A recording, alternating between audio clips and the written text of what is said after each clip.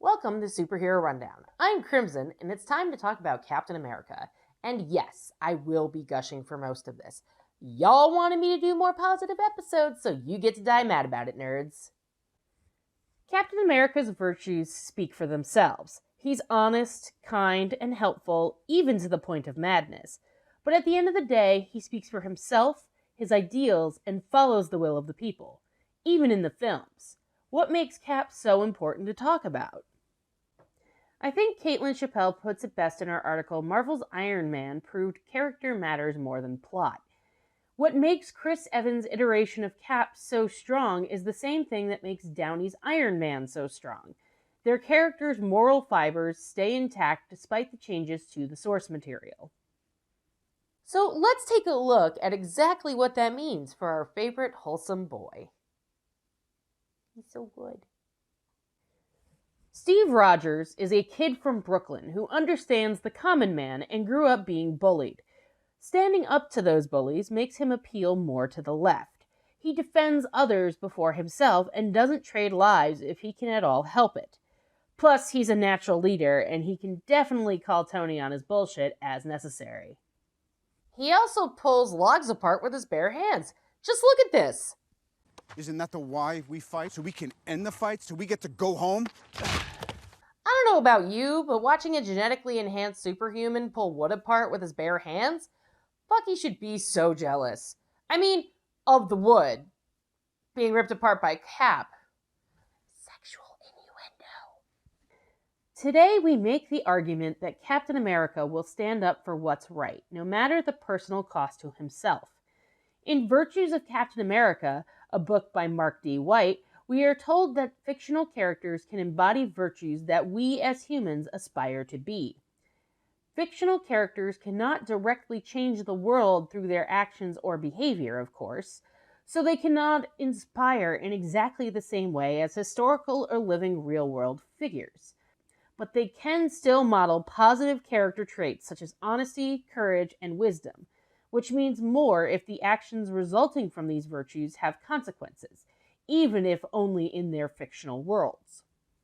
Captain America, in both the comics and the films, models positive attributes like integrity, courage, respect for others, and not tolerating Nazis. And from the beginning of his first appearance, he exemplifies those traits. He punches Hitler on the cover of a comic book and stands up to the bullies in the alley in his first film. So let's begin. Captain America actually starts out in a terrible position. No parents, scrawny, bullied, but he stands up to his bullies. You just don't know when to give up, do you? I do this all day. And keeps standing up to them, no matter how powerful or how much bullying they are doing. Steve and his best friend Bucky Barnes both tried to enlist during World War II to defeat Hitler, the ultimate bully. Bucky makes it in and will be shipping out, unable to help Steve when he gets put into a tough situation. Steve fails a lot because of his medical issues and the fact that he keeps changing his name and location while enlisting. Dr. Erskine overhears this and selects Steve to be in the Super Soldier program, even if he has to go through basic training. In his training, Steve is smart. He doesn't climb the pole, he just takes the pin out. He protects others from a dummy grenade, proving that he is willing to sacrifice himself for a greater cause. The night before the procedure and Erskine's death, the good doctor tells Steve not to lose what makes him a good man. They pump him full of Vita Rays and serum, and he gets hot. Like, really hot. Like, holy crap, touch my abs, I've been working out my whole life hot. Erskine gets killed, and Steve gets benched to sell war bonds and campaigns to win the war. The problem with this is twofold. He's not fighting in the war, and while the home front might adore him, the soldiers certainly don't, even when they're reading his comics. After finding out the 107th has been captured, which includes Bucky, his boyfriend, he vows to find them. He gets into the Hydra base and rescues everyone by himself because he believes in sacrificing to save others. Punching Nazis, because that's what heroes do. Just like that fascist we punched out of office. I look forward to your comments that I won't be reading. Motherfucker got impeached twice. He comes back after finding out where all the Hydra bases are. With all the guys he rescued, an epic bromance is born. Bucky and Cap, till the end of the line. Cap puts together a team to wipe Hydra off the map, while the Allies try to find the headquarters of Hydra. Cap and Bucky board a Hydra train to get Zola, one of the lead scientists, and in the midst of the fight, the train gets blown open, and Bucky falls to his apparent death. Bucky then gets trained to strut like he's been sent to kill Captain America, which he has. But let's be clear, all of this Hydra nonsense? With his leadership and his killing Hydra agents, those paved the way for him to lead the Avengers 70 years later. During his Nazi hunting, Cap gets captured by the Red Skull, the leader of Hydra, who delivers the best line in the movie. Arrogance may not be a uniquely American trait, but I must say you do it better than anyone.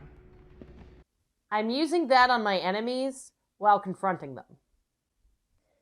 Anyway, Red Skull loses and goes to Vormir forever, and Cap decides to sacrifice himself to save millions of people, because that's the right thing to do. I'm not going to talk about anything bad related to Vormir, but I am angry about it, and here's why. We get to the Avengers where Cap actually starts leading a team, in the third act. In the first act, Coulson tells Cap that a lot of people were trying to replicate Erskine's formula because Cap was the world's first superhero.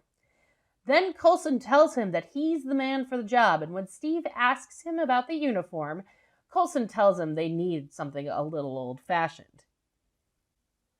Cap also finds out that he has trading cards, so that's cool too. He's a hero after all. I also find it amazing that Captain America is super cool with hanging out with gods and still professes Christianity. Like, as an aside, regardless of your beliefs, that's actually baller. You know there are gods, and yet you're like, there's only one god, ma'am. The balls on this guy. Cap doesn't understand a lot of the last 70 years of pop culture and looks lost when Tony and Bruce discuss thermonuclear astrophysics. But he is intelligent. He's a tactical genius and is willing to learn about the world around him. Like I said, he's smart, just not about all the same things the other Avengers are. The Avengers start arguing about the Tesseract, and Cap says that Tony is not the kind of guy to make the sacrifice play. Which, as we know, will happen later in the movies. For those of you who lack nuance, that's called foreshadowing. In fighting the battles we never could, the Avengers in post-September 11th American political identities, we see how Steve starts to evolve as a hero. As the story progresses, Rogers redefines his patriotism, some of his values, and the parts of himself that allowed him to succeed in World War II. And Stark is forced to come down from his pedestal and reconcile himself with a new American patriot. The Avengers get ready for battle and head to New York. When Cap learns about the civilians trapped in the buildings, he asks the NYPD to set up a perimeter and to lead people to safety through the subways. After they see him beat the hell out of 2 aliens, the NYPD complies. Because again, protecting civilians is what's right. No wonder the cops have so much trouble with that. But before we get to the next team-up and the logs, let's talk about the eyeliner assassin sent to kill Captain America. Steve meets Sam, his other broski, but not bromance. They're more friends than locked in an infinite assassination ring, which is kind of romantic. One of the central themes in Steve's arc is trust. Steve is not okay with others jeopardizing any mission for S.H.I.E.L.D. Steve reprimands Fury for doing exactly that, and I feel like he's really the only one who can. Fury shows Steve S.H.I.E.L.D.'s new arsenal, saying that they're going to neutralize a lot of threats before they can happen. Thought the punishment usually came after the crime.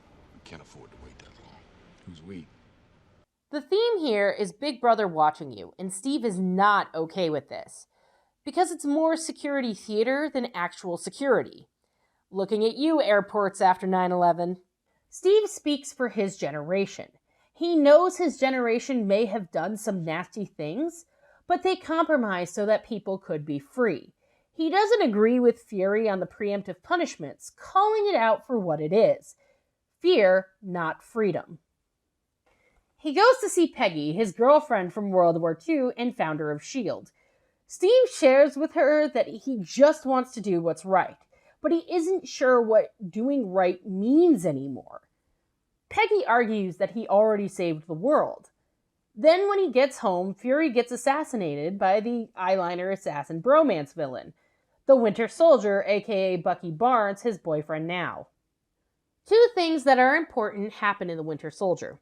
Steve finds out that Hydra has taken over S.H.I.E.L.D. since the beginning of the organization, and he ends up stopping them. In the elevator at S.H.I.E.L.D., Steve knows he's about to be ambushed by Hydra agents and defeats all of them, because they knew they would need 20 guys to try to take down Steve. He's basically the number one suspect in Fury's death. He escaped S.H.I.E.L.D. despite that. Because he can't just kill a white guy named Captain America. That'll look bad. And for the record, this is the only white guy I'll defend in a position of power. Mostly because he could probably bench press like me and 5 of my friends, but that doesn't matter because he's also right. Steve finds a secret bunker housing a computer with the mind of Zola inside. Remember that guy? When Steve asks about Hydra, he learns that S.H.I.E.L.D. is full of Hydra agents. Zola brings up that people are willing to sacrifice their freedom for security. Steve takes this information to Sam and asks for his help. Steve says he'll help because it's Captain America who needs his help. The two, along with Natasha, interrogate a Hydra agent, Sitwell, via the Batman method of throwing him off a building and then lifting him back up. Sitwell tells Steve that the digital age knows everything about you. Because say it with me, children, the internet is forever. The Winter Soldier confronts Sam, Natasha, and Steve, and it's amazing. The Winter Soldier gives 0 fucks about Collateral, so that's great. Walk like you've been sent to kill Captain America.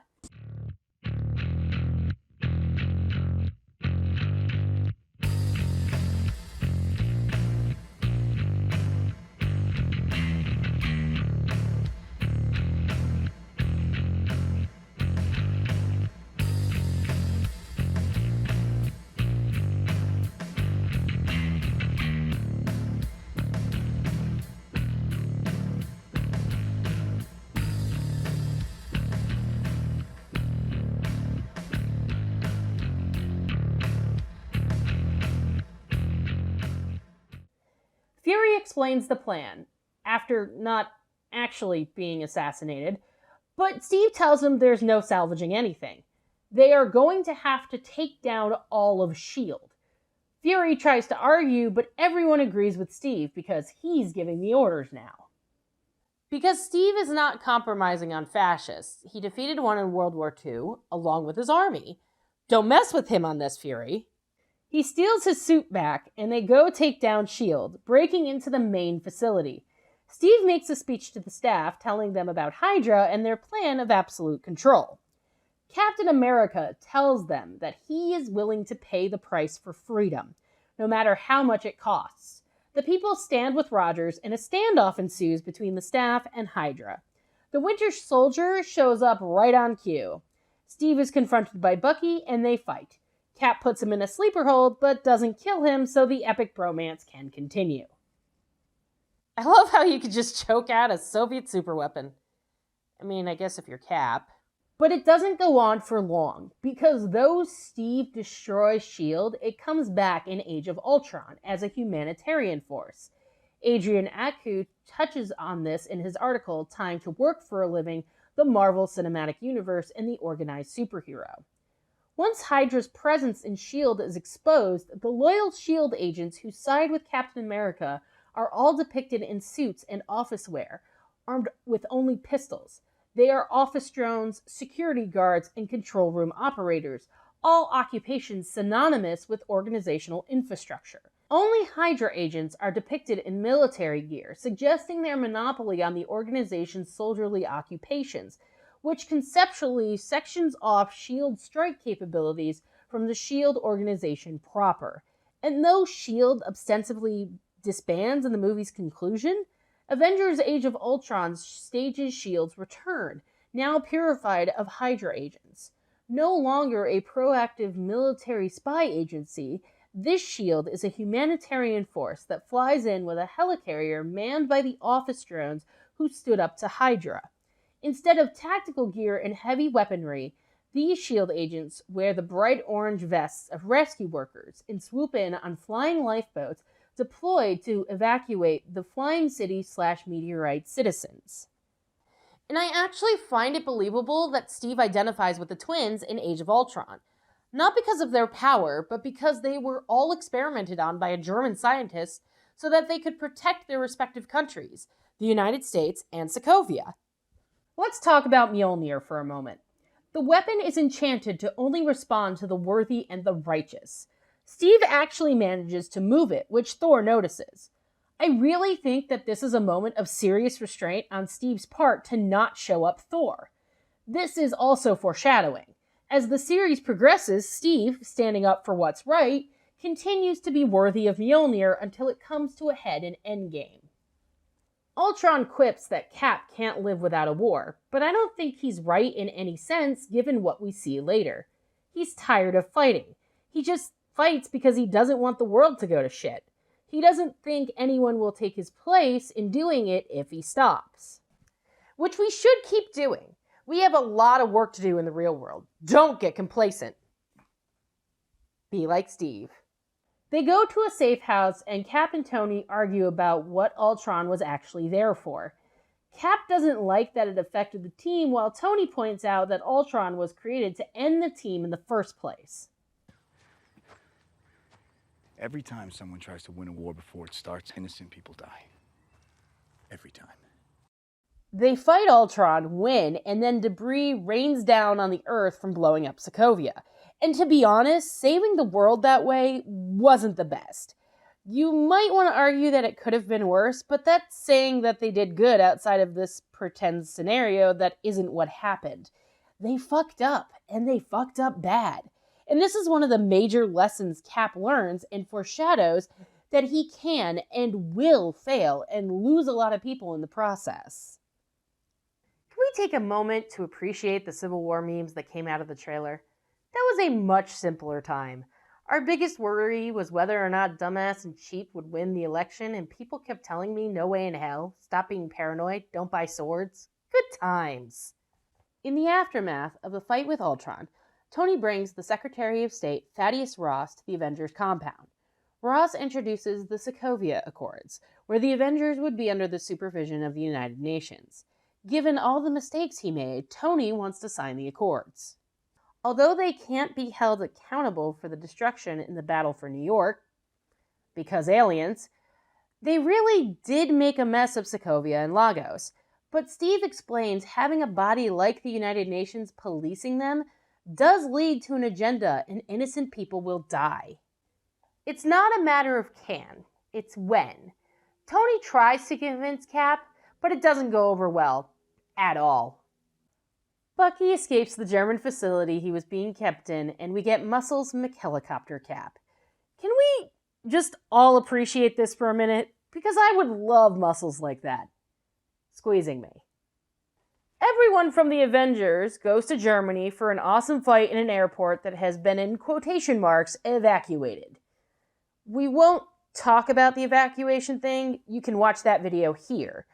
At the airport that was evacuated, Tony, Rhodey, Black Panther, Spider-Man, Natasha, and Vision face off against Steve, Ant-Man, Scarlet Witch, Bucky, Falcon, and Hawkeye. So, I guess they're all gonna fight over Tony's stupid ego. Cool. Not really, but whatever.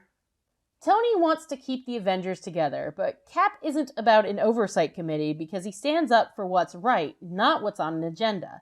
And makes the argument of, what if we need to go somewhere and can't? Tony can't answer that directly other than to make another exhausting excuse to trust the government. Bucky and Cap ultimately make it to their destination, a Hydra base in Siberia, and find the bad guy, along with Tony, who meets up with them. Cap and Tony are still friends for some reason, at least for the moment, and all of them find the bad guy, Zemo. Why is he named Helmet Zemo? He doesn't even have a helmet. I'm betting he got picked on a lot as a kid. Tony joins up with Cap and Bucky and explains that he was wrong about Bucky, but not the Accords. They go confront Zemo, who shows them all the tape from December 16th, 1991, the date of the death of Tony's parents. He watches Bucky kill his parents in the footage and starts to fight with him and Captain America in revenge. Zemo single-handedly splits the Avengers apart with 60 seconds of footage. Truly, the most competent supervillain. Tony tries to kill Bucky because Bucky murdered his mom. You know, forgetting the whole Winter Soldier brainwashing thing. And I get that Bucky killed his parents, but maybe, I don't know, being actual adults about it? Just because you have a super suit doesn't mean you get to fight everything. Also, thanks for proving Captain America right. Again. Cap tries to tell Tony that Hydra had control of Bucky, but Tony doesn't care. Honestly, this is one of the better fights with Iron Man. Tony asks if Bucky remembers them, and Bucky tells him he remembers all of them. Tony is petty and impulsive, and this fight shows it. He automatically assumes that Cap is no longer his friend, rather than actually being an adult about it. Tony thinks that Cap is going to kill him, but Cap, the guy with the shield, always fights defensively. But Tony is always that paranoid. And when Cap says he's my friend, Tony replies with, "So was I." Like, what a petty bitch! And Cap destroys the suit so that Tony can't fight back. Tony demands the shield as Cap tries to leave with Bucky. He drops the shield with no hesitation, showing that doing what's right is more important to him than anything else. The two leave, and Cap takes Bucky to Wakanda so they can undo the brainwashing. Steve has faith in people and breaks out the Avengers who sided with him from prison. Cap fights for others who can't fight for themselves. I've already done 2 episodes on why the Infinity War Endgame duology is terrible, but that doesn't mean that there aren't good things about them. So let's talk about Steve coming full circle in these movies. After Steve and the gang fight 2 children of Thanos and rescue Vision and Wanda after learning Tony's in space and Vision is an Infinity Stone, they return to the compound where Steve is confronted by Ross, but he says, I'm not looking for forgiveness, and I'm way past asking permission. Fucking mood. The Avengers argue about what to do, and Wanda remarks sacrificing Vision for the stone is too high a price. Vision says that one life shouldn't stand in the way of defeating Thanos, but Steve remarks that it should. They decide to take Vision to Wakanda so Shuri can get the stone out of him. Man, those Wakandans, solving all the white people problems. Cap has Wanda stay with Vision to blow the stone as soon as it's out of him, and T'Challa readies Wakanda for invasion. Thor shows up when all seems lost, so that's cool. I like that for the duration of the MCU, Cap has evolved. Like, he just rolls with certain things now, like Groot, the tree that's helping them. When Steve goes to back up Vision, Vision ends up killing one of the children of Thanos with his own weapon in self-defense because he agrees with Steve. One life should stand in the way of defeating Thanos. Thanos arrives and Steve actually holds the gauntlet back, which is super impressive to be honest.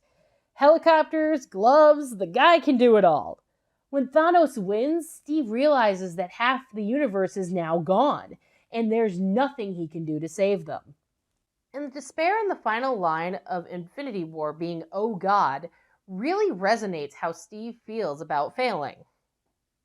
In Endgame, Cap is happy that Tony is home, though Tony is upset about everything. He basically shoves Cap off and tells them that he was right about needing a suit of armor around the world. They talk about getting Thanos, and when Carol, who's Captain Marvel, an off-world hero, suggests just bringing everyone back, Cap agrees, just like that. But they find out that Thanos destroyed the stones with another snap. Oops. 5 years later, everyone has gone their separate ways, with Natasha keeping the Avengers together however she can. Cap has a support group trying to help people find purpose. He comes to see Nat and tells her to get a life, but Scott, Ant-Man, interrupts. Scott tells them about the quantum realm and time travel, and they go to see Tony. Tony wants nothing to do with it and tells them so. They go get Bruce, who is merged with the Hulk, but it's a throwaway backstory, and I promised I would be positive for this episode, so let's talk about that time machine heist thing instead. Bruce is terrible at this kind of science, and Cap goes out to think, with Tony coming back having figured it out. Cap is shown a time GPS built by Tony, and they get everyone together for the time heist. Tony tells him that he'll help as long as he can keep everything he has at all costs. He gives Cap back his shield, which shows he's actually trying to be nice to him. They brainstorm how and when to get the stones. Cap tells them all not to make mistakes. They start the time heist, and they all make mistakes pretty much immediately, so they have to fix it. I want to talk about the Hail Hydra scene, because Cap, using all of his knowledge of the previous movies, says Hail Hydra to get the stone away from Hydra. Present Cap is well aware that Hydra is going to be defeated in his past, which is their future, so he decides to turn the expectation on its head, make them think he's also Hydra, and take the glowy MacGuffin. That's fucking brilliant, and way better than the comics made it to be. While looking for Tony, Cap runs into himself and kicks his ass, then agrees that his ass indeed belongs to America. This is not up for argument. During the fight, though, it's great to point out that Cap now understands his flaws and uses his past self's flaws to his advantage. When they go back to the future, Steve mourns Natasha when he discovers she sacrificed herself for the Soul Stone. Steve, Clint, and Bruce are the only ones to really mourn her loss. Ugh. Positive thoughts, positive thoughts, positive thoughts, positive thoughts. They build a new glove, and Hulk snaps it with the stones, and they bring everyone back, just in time for Thanos to come to the future through the quantum time machine that they built, because they never thought to check Nebula's ID to make sure she was allowed to be in this bar. Or the arm. Tony, Steve, and Thor converge and realize that Thanos doesn't have the stones yet, so they decide to keep it that way. Thanos tells them that he's going to wipe out everything and start a new universe from scratch because genocide is fun and appropriate. So they begin to fight. Steve picks up the hammer Mjolnir, proving he's worthy.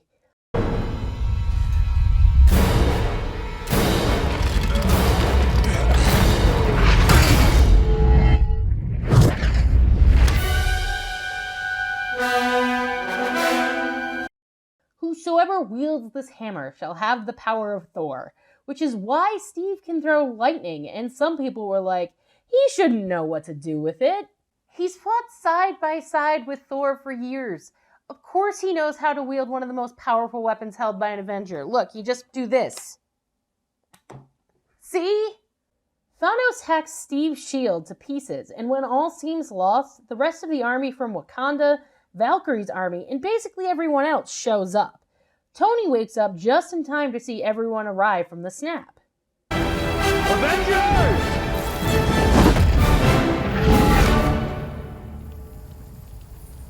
Assemble. I have waited so long to hear that, and despite everything these movies did to women and how they tried to frame Thanos as someone with empathy, this is the signal from a man who went through hell and still will not give up the fight. That's what makes Steve worthy, and that's what makes Steve the leader of the Avengers. And let me be clear, this doesn't redeem the film, but it does make Steve's arc more complete. Cap takes the stones back, but doesn't come back himself. Bucky even knows that he's not coming back, and that there's no convincing him.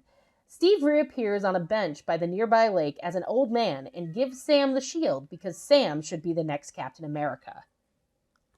And Steve recognizes that Sam will stand up for what's right. And thus we see Steve Rogers come full circle. Alex Abad Santos sums up Steve Rogers pretty handily. More than a muscly patriot, he was a hero with a strong moral conscience balanced out by a tragic longing for his past. Rogers has the jawline, strength, speed, abs, shoulders, and near invulnerability of an exceptionally gifted man at his peak. But he's still the scrappy, scrawny guy he once was underneath all of that. Socially, he's also odd. He's a man from World War II. Someone from our grandparents' generation, living in the present day in Chris Evans' chiseled body. He knows no one in this world he's been magically transported to, and that often includes himself. Jokes about Rogers not getting references or technology, or his distaste for foul language, are peppered through the movies. But the humor is an avenue to a more serious and thoughtful picture. Rogers' optimism and his ideas about heroism and duty are relics of an era that's passed him by. He's a relic himself, but one modern folks can respect. There's nothing audacious or mythical about Rogers except his utter lack of pretense. What can I say? I'm a bit biased. But the next time we talk about Avengers, we'll be talking about Tony and why he's actually the villain of the Marvel Cinematic Universe.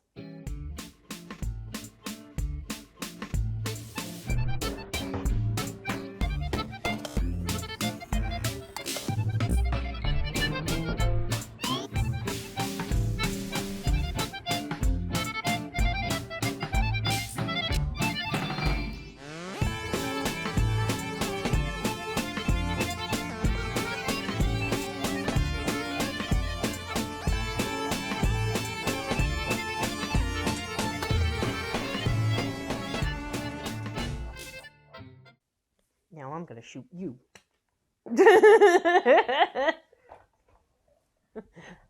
All right, let's do the next one.